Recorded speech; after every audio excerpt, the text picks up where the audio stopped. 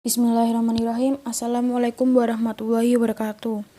Pertama-tama kita panjatkan puji syukur kita kehadirat Allah Subhanahu wa Ta'ala yang telah memberikan kita rahmat, taufik, hidayah serta inayahnya sehingga kita dapat berdiskusi bersama dalam kuliah online ini.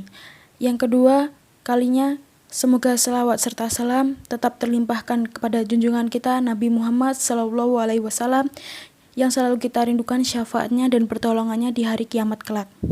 Baiklah, kami di sini dari kelompok terakhir akan menyampaikan makalah yang berjudul Administrasi dan Laporan. Dapat 3 subbab bahasan, yaitu yang pertama pengertian tujuan dan fungsi laporan hasil belajar, yang kedua pengisian rapot kurikulum 13, terakhir yaitu petunjuk teknisi pengisian rapor. Pada kesempatan kali ini, saya Novira Saraswati akan menyampaikan pembahasan yang pertama, yaitu pengertian tujuan dan fungsi laporan hasil belajar.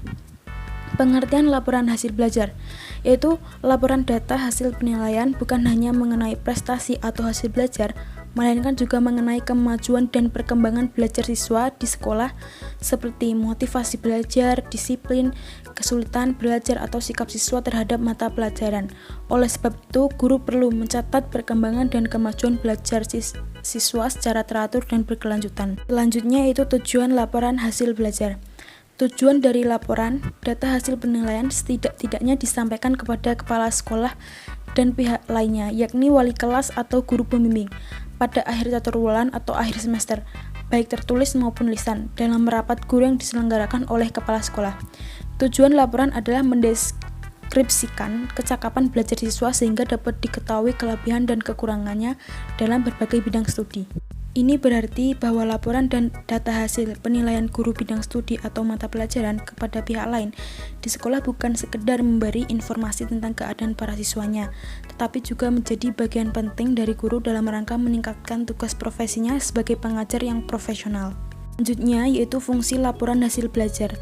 Fungsi dari laporan hasil belajar yakni agar guru pembimbing mengetahui laporan khusus dari setiap guru bidang studi atau mata pelajaran tentang kasus-kasus siswanya, terutama dalam kegiatan belajar dan kehidupan pribadi maupun kehidupan sosial siswa di sekolahnya. Oleh sebab itu, laporan dari guru sangat diperlukan dalam hal kesulitan belajar, motivasi dan disiplin belajar, penyesuaian diri, kasus-kasus kenakalan siswa, kehidupan pribadinya, di samping prestasi belajar yang dicapainya. Selanjutnya ada pengolahan penilaian rapot kurikulum 2013. Berkaitan dengan pengolahan penilaian rapot kurikulum 2013, salah satu yang dilakukan adalah mengumpulkan semua nilai peserta didik dari nilai afektif, kognitif, maupun psikomotorik. Untuk mengolah sikap, wali kelas menggunakan catatan yang berupa pengamatan terhadap peserta didik pada saat pembelajaran ataupun di sekolah. Seperti yang diungkapkan oleh Kuniasih dan Sani, bahwa dalam membuat deskripsi pada kompetensi sikap spiritual dan kompetensi sikap sosial yang sesuai dengan pencapaian peserta didik berdasarkan catatan observasi.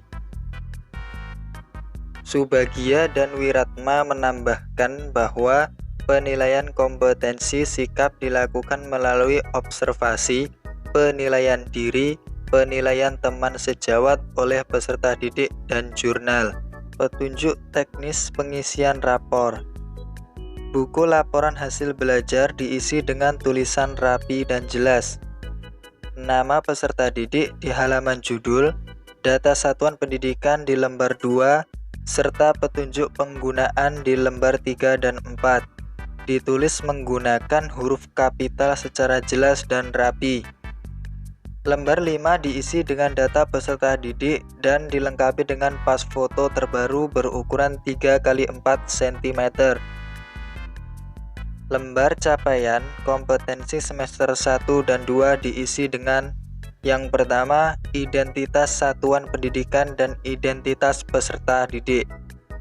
Yang kedua, pada kolom pengetahuan dan keterampilan diisi dengan perolehan nilai dari tiap guru mata pelajaran yang berupa angka 1 sampai dengan 4 dengan kelipatan 0,33 pada kolom pengetahuan dan keterampilan.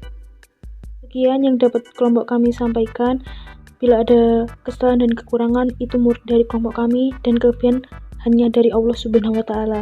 Sekian dan terima kasih, semoga bermanfaat. Wassalamualaikum warahmatullahi wabarakatuh.